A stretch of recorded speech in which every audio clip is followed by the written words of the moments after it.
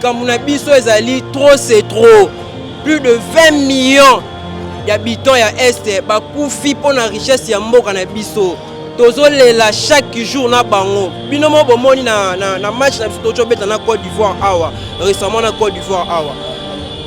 Basi portant na biso bazui bango te pour passer le message seulement que bazo boma biso na Est. Tozo kufa pour la richesse na biso moko. États-Unis akangi munoko.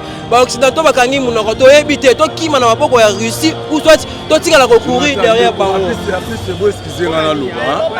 Et là on a na déplorer ponako. Ndero. Pour la Est. Et là on a na déplorer na mona bizarre ezani. Tant au peuple azako revendiquer droit aux ezali capital pour sauver toute une humanité. Les policiers à Mboka Bazala wana pour accompagner le peuple jusqu'à ce que tout soit comment dirais je réponse de l'autre tout ça la comme marche. Mais là on a mon la bébé policier va remonter biso peuple mal à l'aise. Ezali comme beta gaz tiens, bo beta ba gaz pour ne ça la nini. C'est nécessaire biso to kende tina ambassade ya Amérique. To pesi ordre istifi to retumba. Mutokanga biso azate. Biso tozo senga la police congolaise ba accompagner biso. To retumba ambassade wana to rebenga na bango. To rebenga na bango. Mais que bango ndo bana sima moyo. Cause ya malheur no ya bataza cause dango za américain. Alors américain baza cause ya malheur ya Afrique. Américain ba français. Ce peuple a revendiqué, si tout ça la marche pacifique, les policiers sont mal à l'aise de Hollande, les Congolais, allons la bataille la Guinée d'Issaou, bataille la Mali, bataille la paix Niger. N'engeni bazo sala, voulou pas. Oya bondima ba Congolais ba évoluer, les ambassades bango ezala awa. Alors, oh bolinga te Congolais évoluer, allons l'ambassade naé. Banga bango te. Papa na biso tanga mokutu ba kembaki. Kabla le père ayeto kasi le libération. Yaki libération te yaki inondation ko ça sauve étranger na kati mboka. Voulou pas to suis congolais. O azala ma Congolais. To zanga na posa pays o ambassade ezala a anime évolution ba Congolais. Alors, to collaborer na ba rebelle. Ça se fait même pas. Bon américain va obliger de collaborer na M23. C'est un pays. M23 c'est un groupe il y a ba rebelle. On ne peut pas collaborer avec ça se fait même pas. Parce que le pays to collaborer. Nous sommes en mesure de se défendre. Nous sommes pas besoin de la France, on n'a pas besoin de l'Occident. Nous sommes fiers d'être Congolais. Nous voulons la paix. Nous voulons la paix. Tu appelé général Kilimba Limba. Général Kilimba Limba, nous sommes là aux sala dans la police, aux sala nous sommes malongate. C'est notre droit. Droit au marché, tout boucaté, tout ibaté, c'est notre droit. Tout ça makambo est réel. Général Kilimba Limba, ceux qui ont bongisi famille na biso na to bongisi ba foyer na biso te. Yo zo stonga ba immeuble, biso to bongisa pe bala na biso. Police azana pour nous surveiller peuple. Azo mettre ba balle réelle. Balle réelle, c'est pas vrai, c'est normal, on ne peut pas encourager. Yango na ABC général Kilimba Limba, yom toza mu Konzaville. Nazo benga général Kilimba Limba pour toza le gouverneur Tengo bila déjà makambo stila. Toza na Kilimba Limba. Ozo sala makambo o tozo sepelate si moyen zali kanga bisaka na zonga ba Congo. Zonga ba Congo soit toza soldat démissionnaire général Kilimba Limba. Ozo sala lo mo malonga te ba balle réelle zo beta. Muto su ba balle kuna. Moi, je ne crois que ça ne fait pas.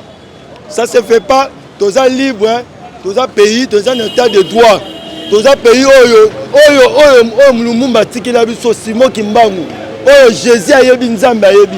non, on ne peut pas marcher de cette manière. Dans le but, si on souffre pour agresser le président de la République. Le président de la République, tu es un combattant. Combattant, allez la terre. On a fait la de l'IDPS. Mais il y a un vrai combattant. Au bout de l'Ibitumba solo. Donc, on a tiré à un niveau. Donc on m'a tiré à un niveau nalingi kaka ke tozala libre ambassade wana ambassade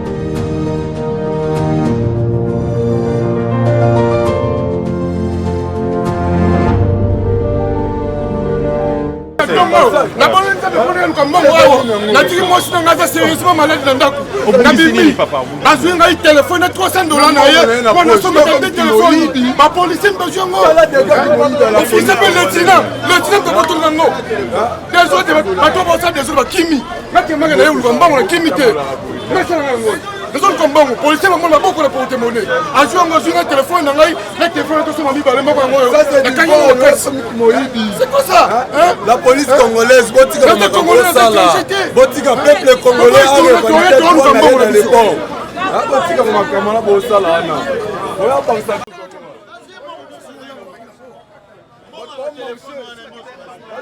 la police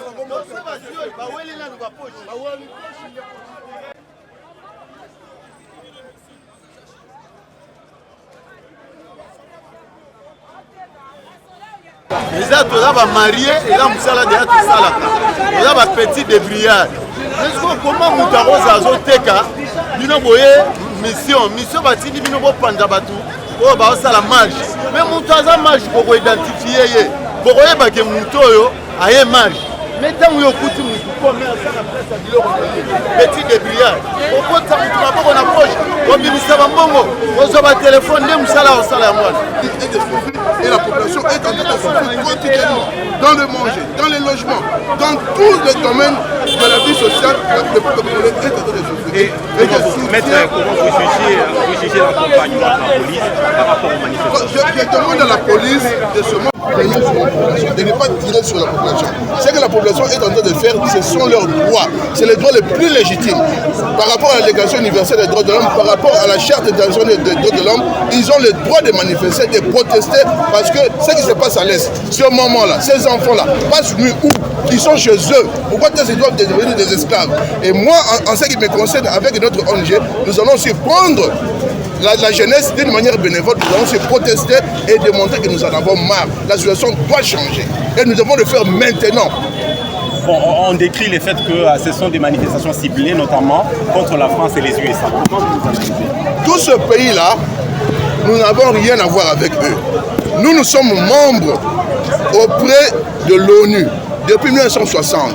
Il y a des pays qui sont au niveau du Conseil de sécurité. Nous allons écrire à ce pays-là de dédommager la République démocratique du Congo en termes de milliards. Et ces milliards-là doivent aller même au-delà de 100 milliards. C'est ça. Parce que la population souffre. Avec le budget qu'on octroie au peuple congolais, on ne peut rien construire, on ne peut rien bâtir. Ces gens-là ont pillé ce pays jusqu'à la moelle épinière. On doit demander des dédommagements en finance. Parce que ceux qui sont morts, ils ne vont jamais nous le ressusciter. On a besoin de cet argent-là pour reconstruire le pays.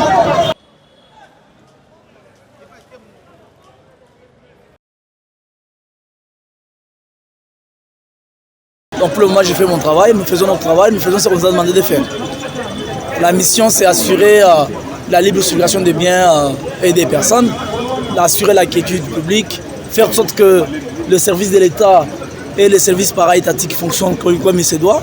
Nous marquons la présence, nous taisons les petites menaces, ça et là, de sorte que la quiétude publique soit restaurée, la sécurité pour tout le monde. C'est ce que nous sommes en train de faire. Nous n'avons rien d'autre, rien d'expérience que là. C'est une petite opération de très faible intensité. Nous n'avons pas beaucoup trop de commentaires à faire. Jusque-là, pas de dégâts. Jusque-là, il n'y a pas de dégâts. Nous interpellons quelques personnes qui sont identifiées et considérées comme des incitateurs. Et c'est ceux-là qui sont interpellés. Nous allons leur remettre à du droit. Nous recevons les instructions de l'échelon supérieur qui nous dira ce qu'il faudra en faire. Sinon, nous, c'est taire les petites menaces, taire le petit trouble et assurer à tout le monde sa quiétude et sa protection.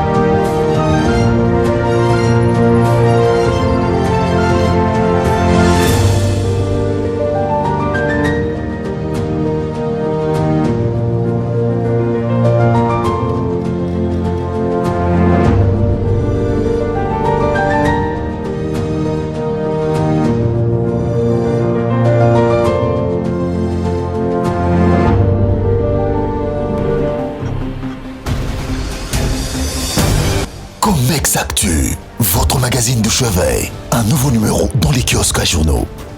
À tout seigneur, tout honneur, il annonce sur la largeur de la une l'investiture du président Félix-Antoine Tshisekedi. Un clin d'œil au président Denis Sassou Nguesso et son homologue Félix-Antoine Tshisekedi. Ces deux Congolais qui font un. Les relations entre ces deux républiques sœurs sont au beau fixe et ont presque tout en commun. Le fleuve, le peuple, le tout y à lire dans cette édition de janvier. Autre titre, PCR. Pacte pour un Congo retrouvé. Une nouvelle alliance pour Fachi 2. Tony Chikukankou. Ensemble, réalisons le défi du développement de la RDC en accompagnant le chef de l'État, Félix-Antoine Tshisekedi. Vital Kamerhe, le PCR. Renforcement à la cohésion. Faire monter les valeurs.